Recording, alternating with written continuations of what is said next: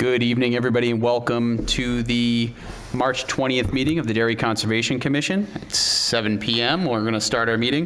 Before we rise for the Pledge of Allegiance, can I please ask all commissioners on the board to make sure your microphone is green this evening and in close proximity for audio? I'll ask those in the audience and also those on the board to please silence your cell phones accordingly. And when we are ready, we will rise for the Pledge of Allegiance.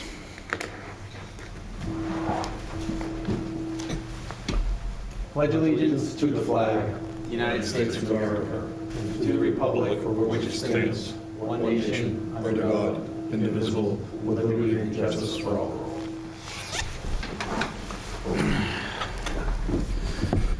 Okay, as we get into this evening, let me remind everybody that in case of emergency, please do not use the elevator in the back.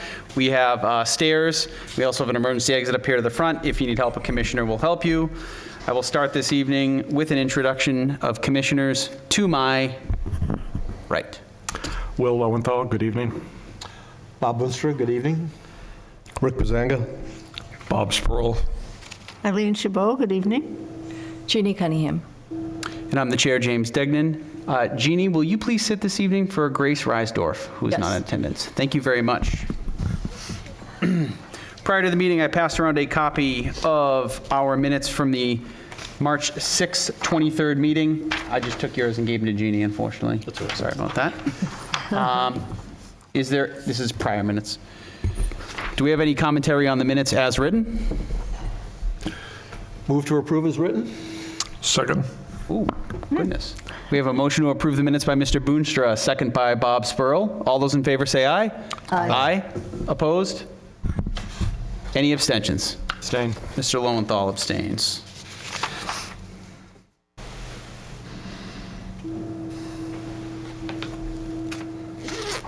Okay. Going into correspondence this evening, we have one notification only this meeting for DES. This is for 46 Beaver Lake Ave, tax map 51, lot 71. It's a notice that the application for a shoreland permit has been received. It will be reviewed in accordance with the timeframes under RSA 483-B. Information is available on One Stop. We also received a copy of the Granite State Tree Farmer with our town forester, who's also the chair, Mr. Greg Jordan, on it. I'll pass this around for those that want to see that as well.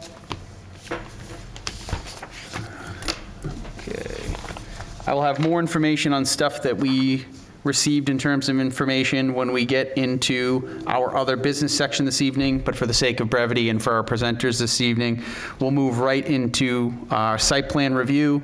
This is for 55 Crystal Ave, tax map 36, lot 55, being presented by VHB. Good evening, Dave Fenstermacher from VHB. I'm representing Hood Commons, which is Madison Properties. And Jake, if you want to introduce yourself. Sure. Jake Tennis from VHB here in Bedford, New Hampshire. I'm a certified wetland scientist. Thanks. So I know I just sent this in Friday, but hopefully everyone had a chance to look at the site. Just to give some context, this is the entrance off of Crystal Ave into Hood Commons. It's flanked by a couple of banks there, the Bank of America. Right at the main entrance, and there's the big Hood Commons sign that's out there. What we're looking to do is, this area is vacant. There was a gas station there at one point. I'm not sure how long ago it got taken down. But this is that old area plus some parking, and I know there were some questions about the context of where this sits within compared to the ATM, but the ATM is up. We're not touching that one. That's up closer to the main entrance. So what this is it's about a 2,400 square foot restaurant. This does have a pickup lane, so it's not your typical sit in line and order a burrito and pick it up at the window. This is for call ahead. So you do a mobile order, pick it up. They typically are, the queue is only 2 or 3 people at a time. It runs pretty quick. And then with that, we'll have about 26 parking spaces. So we'll have entrance off of Crystal Ave. If you went out there today, you'd see the Jersey barriers that are up there now. And I know if anyone had a chance to go out there, there's not a lot to look at. It's the vacant lot, it's the parking. And I think now when you go out there, there's snow piles. So that's one thing that, again, we're going to be working with the property owner on, and is moving those snow piles to someplace more appropriate. So, overall, I don't have a lot of projects where I come in and say we're actually reducing impervious, but we are reducing impervious. We're adding quite a bit of improvements from a stormwater standpoint, where we're going to be, where it's untreated today, just sheeting into the wetland. We're going to be curbing it up, collecting in catch basins with deep sumps and hoods. We do have some space there that we're able to do a little bit of a rain garden. We wanted to maximize the green space as much as possible. And the remainder we're going to send to some leaching basins under the pavement. And the reason we wanted to come in tonight is there's a little bit of wetland impact. It's easier to see if we look at the existing conditions plan. Sorry, the existing conditions plan is a little bit turned to the side, but this is a larger system, and if we have any questions, we can ask Jake a little bit about. At the bottom of the slope along the curbing, there's that wetland area, but in order to appropriately construct the site with the drive-through access, vehicular access, and the drive-through piece, it does involve a little bit of widening of this.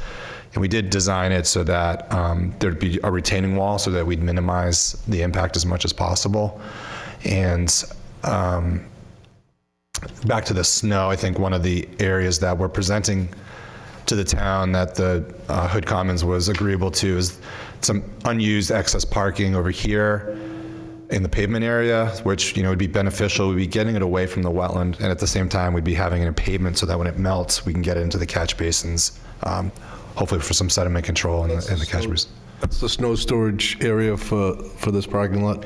That's the snow storage for the Hood Commons. Proposed? Yeah. So the existing, for the lot, it's down in this area, so we're working on a new area, which is this square out area.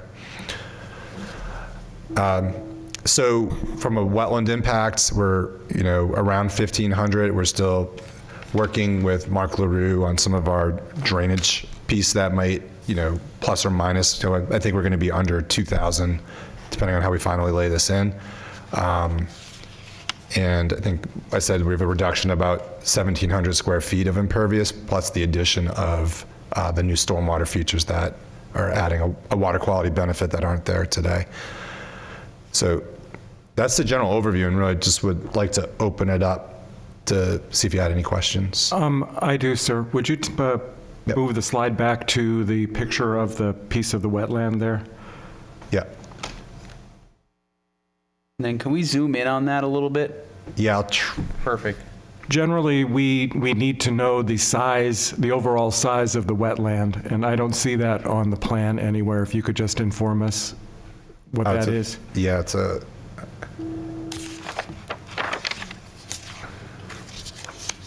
While we're doing the mouse, I just want to remind the commission, we did look at a project that connects to this wetland. Some may remember behind the Gibbs gas station. Yeah. That system would connect down to this, and it kind of meanders. We've looked at a couple of projects throughout the years throughout there. It opens, it restricts. If we remember the project behind Gibbs, the quality of the wetland back there was poor, in my opinion. Yeah. I don't have the exact number, but it's a large system. It's basically anything between the pavement and the parking lot back here. So we can get you that number, but I don't know if you had it in our application with that. I didn't see that number in there, but So it's certainly easy enough. Take it as a obtain. takeaway just for total size. We can. Sure. Yeah.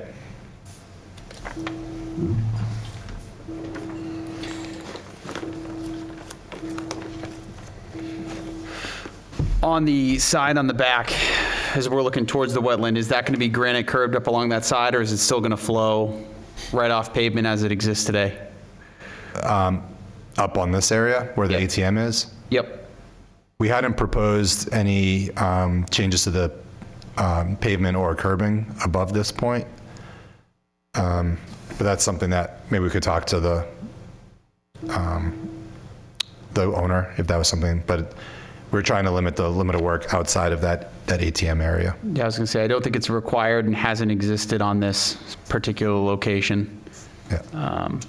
Yeah, through the chair, there's also been little or no use to this area at all, other than snow storage. So I think, so does your curb end in the kind of bold area of parking lots? Does it just have a hard break there? So what's that little bump out there? Is that This one? Yeah. Yeah, we were just doing a bump out to, that's going to be a landscaped area. We'll probably, this is one of the areas we're looking at putting some of the stormwater. So is there a catch basin in that corner where There is. say where the 42 is at that? Yeah, hold on, I'll switch to the next page, hopefully. There we go. Not the best driver, hold on. Is the catch basin already existing? There's an existing Okay. catch basin, yeah. I know I'm probably driving you crazy back there. Yeah, so there's an existing catch basin on this side. Yep. So that, and then we're gonna mirror it on this side. Okay. To collect. So on the top of that one's not curved, that catch basin is, and then it sheet I flows. think, yeah, it looks like there's a bit of curbing to catch it, but it, Got it. about halfway up, It stops. it stops. Okay. Yeah.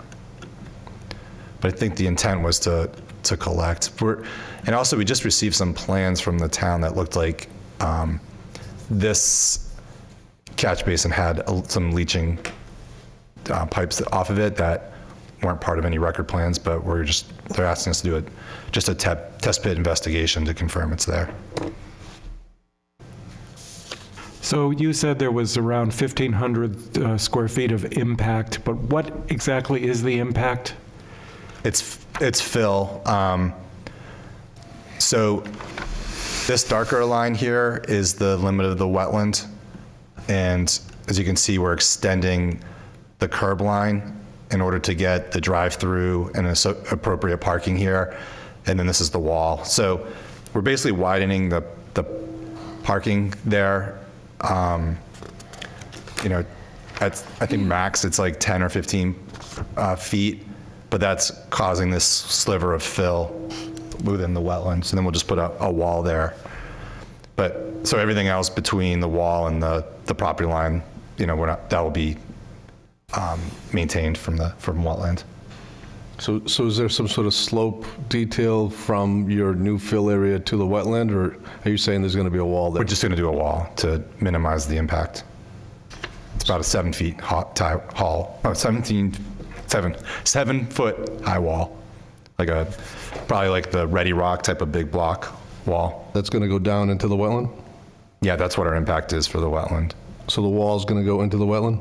Yeah, they'll have to over excavate there and put a base in. So are we going to see a detail of that at some point? Yeah, that was actually requested as part of our TRC review, was that detail. Okay. Can you also put, you just showed us that square block where the fill's going. Could a note be put on the plan as to the square footage of wetland impact? We do have that on there. Do you? 'Cause I Yeah, it's don't on see our it. sheet 3-1, I believe. Is it? Yeah, and we're actually, Jake's working on our DES permit, and it will be part of that. Okay. Yeah, right here, wetland impact. Oh, okay. 30. But his plan would be better because it would be color-coded and a little easier to read. This is Right. kind of a tight site, and you're just seeing everything kind of compressed there. Right.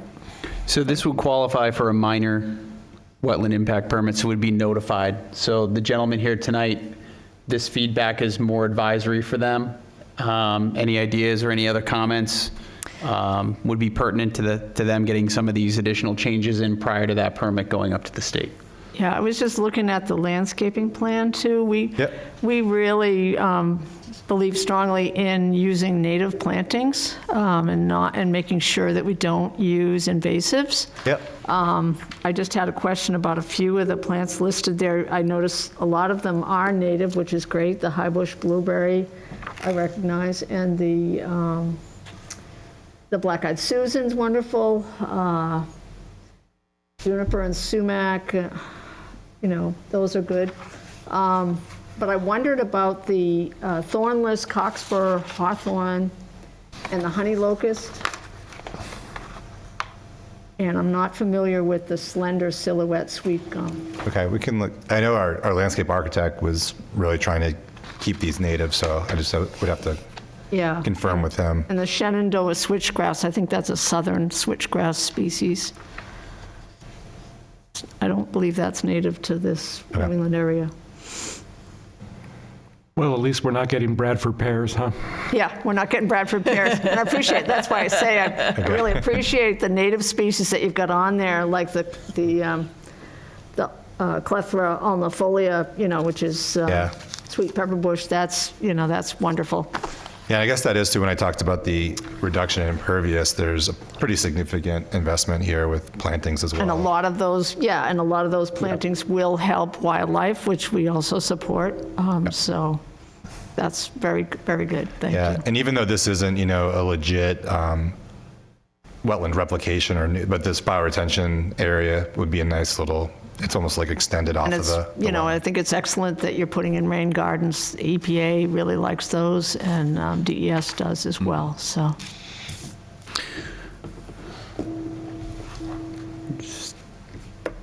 See them again? Do they come back? No, we probably would not see these gentlemen again. They would take some commentary out from our notes this evening, from the minutes, that would go back as part of some of the questions. I mean, we could follow up accordingly on some of the questions tonight to make sure, but I don't think we'd be seeing these gentlemen again. Okay. Can I make one more comment? You had said you were going to speak to, I guess, the existing owner about the existing snow storage. What's your plan for snow storage for this, But that would go in the same area. a newly it's- proposed area? Yeah, the new proposed area up. Do we know where in proximity to the wetland it might be located? Yeah, sorry, I'm trying to point to it. It's a lot further away from the wetland of where the existing one is. Okay, great. All right. Yep.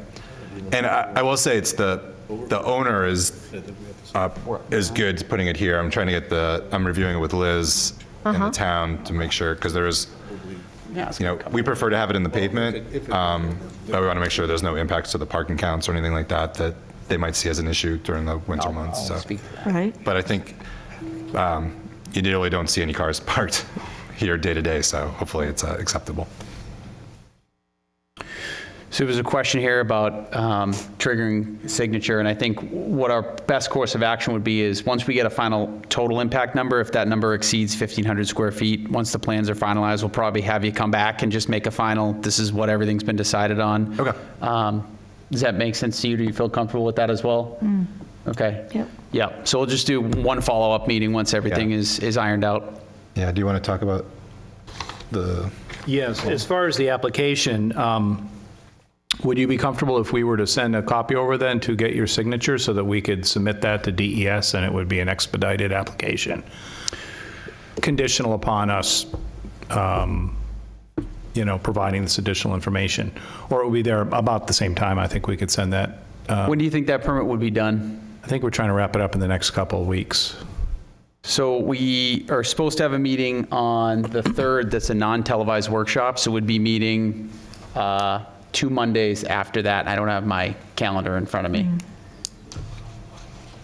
You think that's too late for your schedule? I don't think so. What would that date be? April? I don't have my phone with me. It's the 10th or 17th? Probably the 17th. Yeah, we'd have you back the 17th. 17th. Yeah, it sounds like... If we're right in line, we'll just have you come back at that meeting, and if that works. So that's Okay. Easter Monday, just as a heads up. I don't know if that makes a difference. Oh, it's Easter Monday. No, it isn't. No, it's the week after. April It's the week 17th? after. Oh, Yeah, we're 1st and 3rd. said the 10th. Yeah. Okay. So do we want to plan on that? We'll pencil you in for that meeting, and then Yeah, that sounds just have good. you come And back? then we'll have our final numbers, we'll have our final plan, and hopefully we can And just... wetland application. Wetland application. Yeah, okay. If we have a copy of the application digitally available prior to that meeting. Okay. just- That would be really helpful. Eileen's fantastic at going into some of the details there. We want to make sure, at least when you come, if you are hoping for a signature on that, that we can have that reviewed prior to that meeting. Yeah. Makes sense. Yep.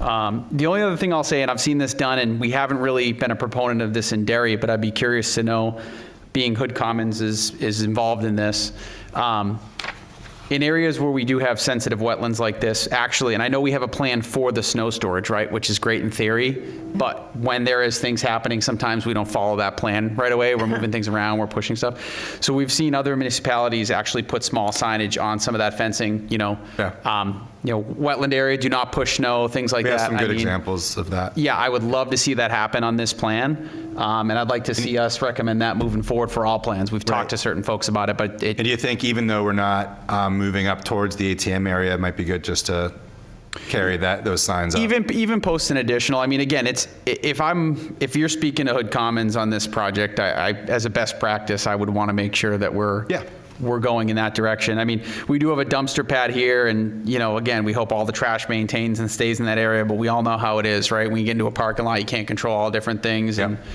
so if we can keep trash, salt, And that's sand, it's actually a nice enclosed. They're going to be an one. enclosed. It's enclosed, enclosure not even for with the fence. It's dumpster? like a cinder block enclosure. With doors that. yeah, so it's fully contained. Fully Great. contained. Yeah. Great. I mean, I would appreciate that. That's helpful because the So- wind blows, he's right, the wind can blow the trash around and before you know it, it's in the wetland. Mr. Sproul.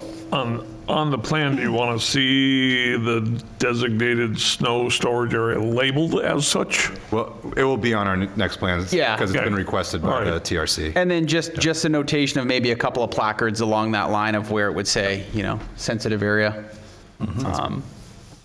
Other than that, I think the planning schedule looked fantastic to me, at least in terms of the design of it. I agree with Eileen on the rain garden concept, and, the wall there, again, for those that have walked this or seen the other wetlands directly in this area, in terms of quality, yes, it may be a large system, but this particular area is not of what I would consider high value here. So I'm not concerned about the wall going in to help stabilize that lot area. Yeah. Personally, that's just my opinion, one opinion on the board.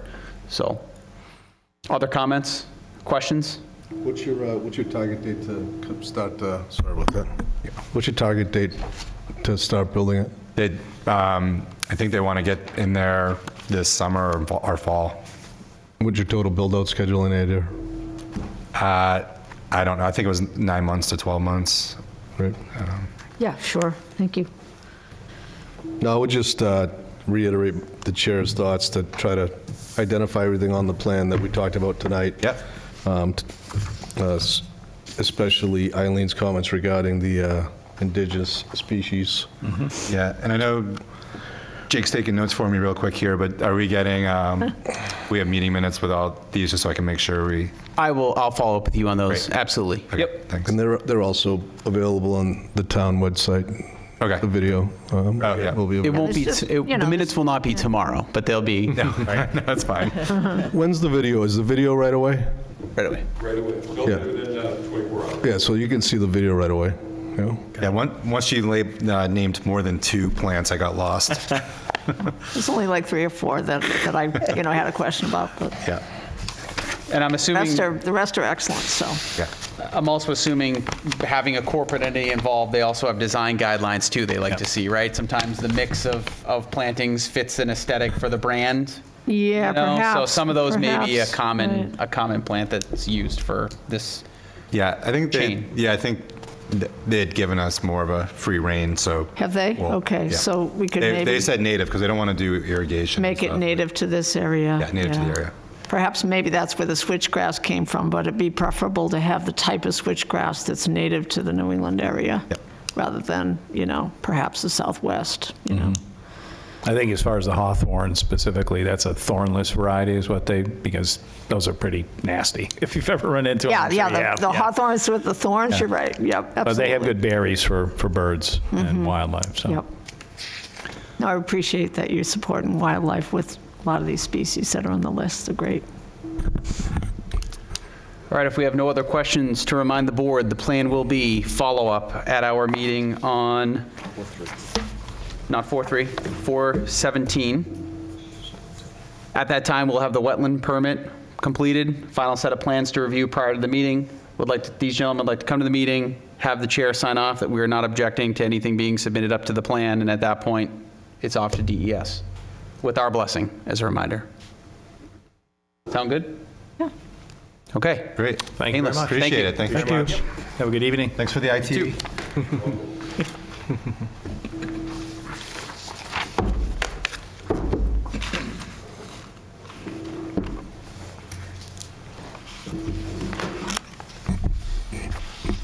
Do we get to keep these? Oh, I guess we do, huh? Yeah, you can keep them. Okay, all right, thank you.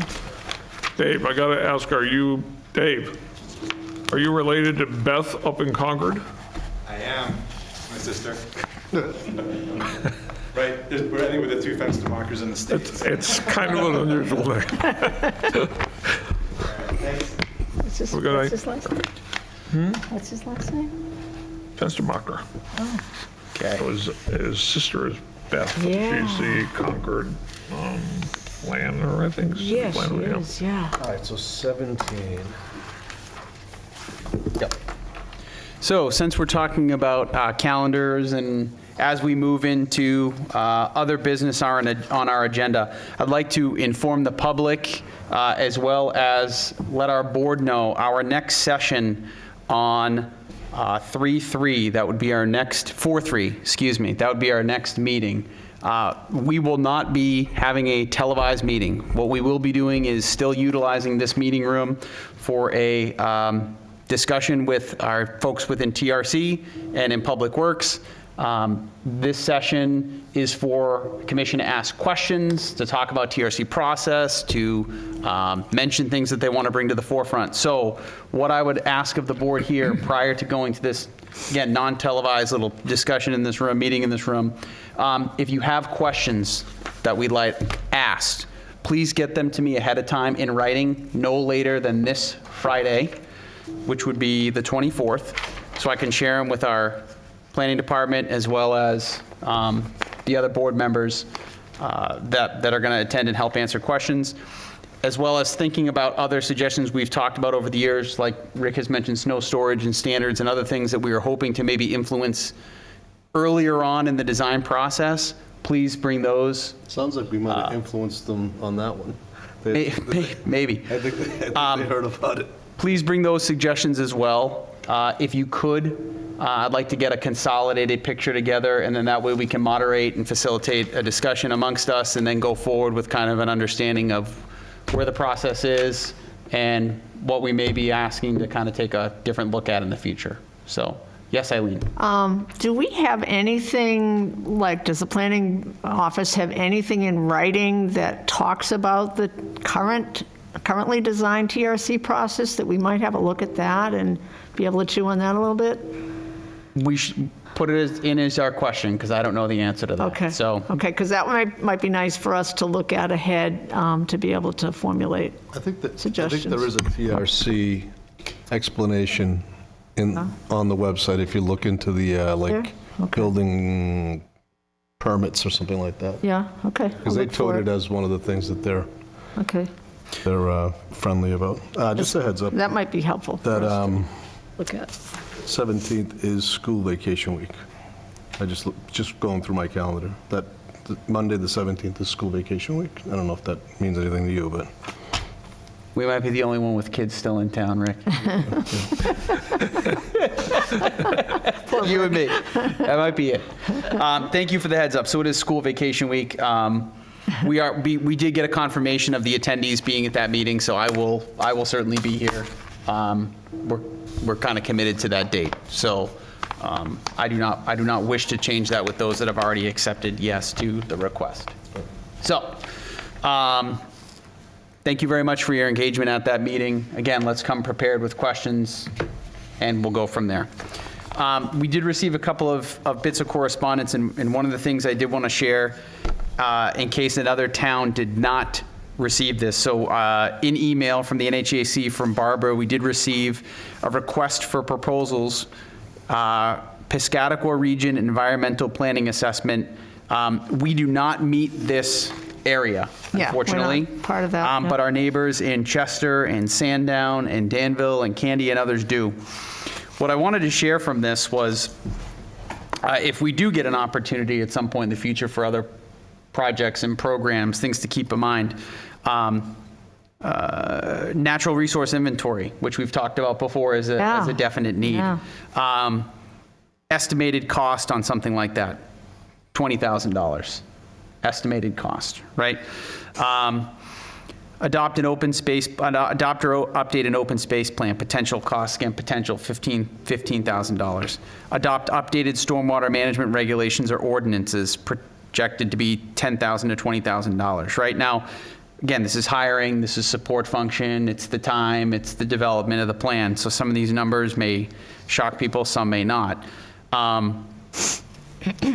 UNH has a considerable amount of resources that I don't know we've properly been able to tap into at the town level. I know we've had some great resources come from them through the Master Garter program and and having Matt Tarr come out to some of our properties. But in terms of some of the upkeep of the files, and again, that resource inventory, how do we get that done on a regular, semi-regular cadence and have the cost not be, this bulk dollar amount? So I think I'm going to ask some questions. There's a great contact on here who's part of this program.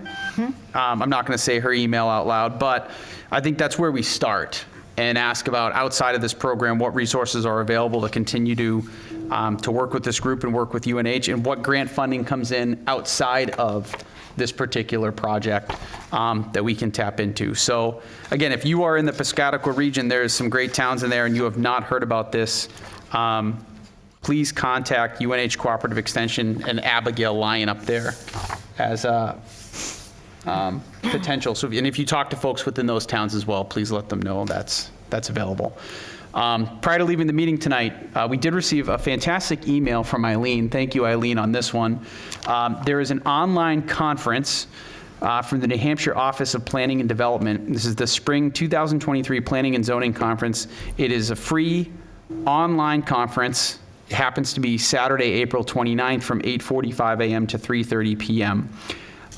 There'll be 5 tracks: Planning Board, Zoning Board, Historic Preservation, Housing, Planning Process, and Data Track. All conferences will be recorded and available on YouTube following the conference. Can you imagine how far we've come? You can just do a whole entire conference online and put it on YouTube in literally the same day. Pretty cool, actually. For additional details, including the agenda, I will send this page out. If anybody is interested and does go, please let me know. And if you could do a report out after, that would be fantastic if you attend.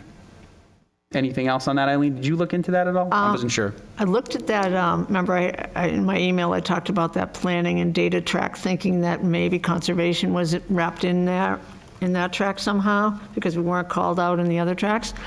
What is in that track, the planning and data track involves census information, but also has GIS, a GIS component. That's somewhere we're definitely interested in, I think. It unfortunately doesn't have anything about wetlands in that particular track. But I think this conference can be valuable for us to get a handle on what, planning board's looking at, what the zoning board's supposed to be looking at and such, so that we can be more well-rounded when we're, doing our TRC functions and was and might give us a leg up there in that respect. So What was the date on that again? I believe it was it April 29th, James? April 29th. Yeah, April 29th. Yep. The other conference that's coming up, again, thank you, Eileen, for forwarding this off. I will be joining these, and I think you said you will be joining these as well. There is a webinar for conservation funding sources. Yeah. These are on April 6th and April 7th. I believe it's open to our board as long as you register, right? Any of us can attend. So I will send this out as well for those that are interested in understanding. Again, it's 8:30 to 10:30 on Thursday, 8:30 to 9:30 on Friday. Land and Water Conservation Fund, New Hampshire DES Drinking Water and Groundwater Trust Fund, State Moose Plate, New Hampshire Land and Community Heritage Investment Program, or LCHIP, which we've partnered with in the past. Yep. USFS Community Forest, DES Aquatic Resources Mitigation Fund, Agricultural Conservation Easement, USDA, which we do have one over on Phil's property connected to Corneliuson, And then we have another one with New Hampshire Fish and Game, that's on Friday. So I will send this out as well to the group immediately during this meeting, so you can sign up, and then we'll see each other on there. I don't think there's anything else. Anything else anybody want to bring up tonight in open forum? I just want to remind the public that I will start accepting applications for the community garden plots on April 1st. Would you prefer that they call via phone or continue to email? Continue to email. That's the safest way, yeah. Or the website on the town page. So emailing DerryConservation@gmail.com does not get you a garden plot. Nope. But Broadviewgardening@gmail.com, or Correct. look on our garden page on the town's website. correct. Okay. Other information? Anybody else? Okay, with that, I'll entertain a motion to adjourn. So moved. Second? Motions, Eileen seconds. All those in favor say aye. Aye. Aye. Motion carries. Great. Have a great night.